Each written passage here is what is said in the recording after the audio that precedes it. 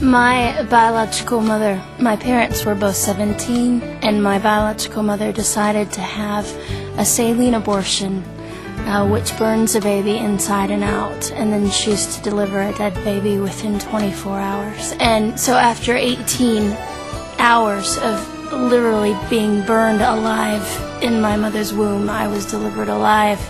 I should be blind and burned and obviously not here because my medical records state on them born during saline abortion. So the Lord, when your father and your mother forsake you, the Lord will take you up. You have not had a relationship with your biological mother at all, have you?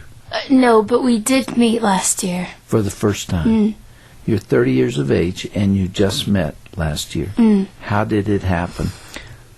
I say this carefully and also mindful of the many women that will be listening who have had abortions, who find it difficult to listen to this broadcast today.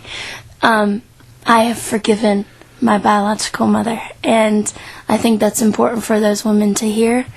Are those words, or do you mean it? No, I do. I do mean it, yeah.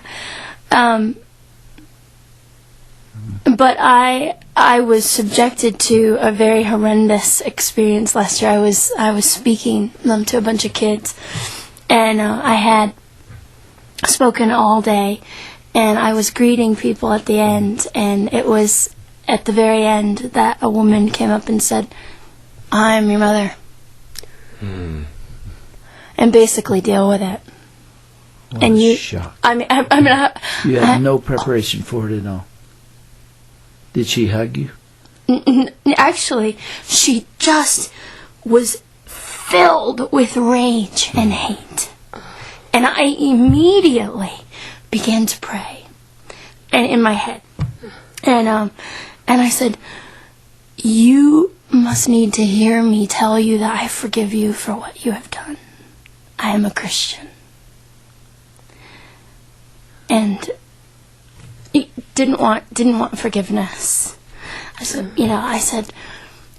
and just scream. I can't even remember all the words. Just so much hate. Gianna, can you, in some ways, look inside of her and realize that hate has a cause, has a source? Yes. Inside, she has been wounded by life herself. Right. If we could have followed her through her journey, we probably would understand, not excuse, but understand the pain that she has been through. Yes, but I think the thing that I felt the most was still such a level of disrespect for my very life. At one point in your past, the law said you could be killed in a brutal way. And everyone involved with you wanted that to happen.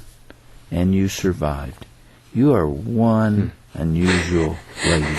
And here you sit, 30 years later, with a smile on your face, testifying to the love of Christ.